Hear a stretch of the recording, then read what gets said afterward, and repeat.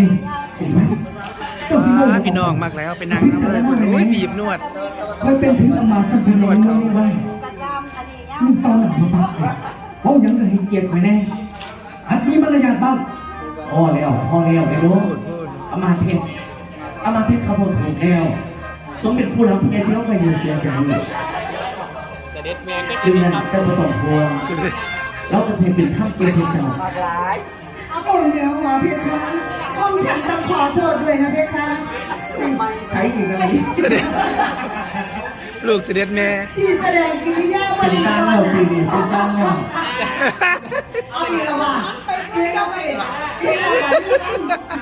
เสด็จแม่ก็ยิ้มเปยๆเนี่ยพะยะค่ะ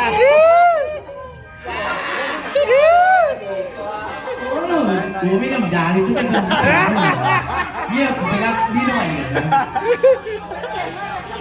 โอ้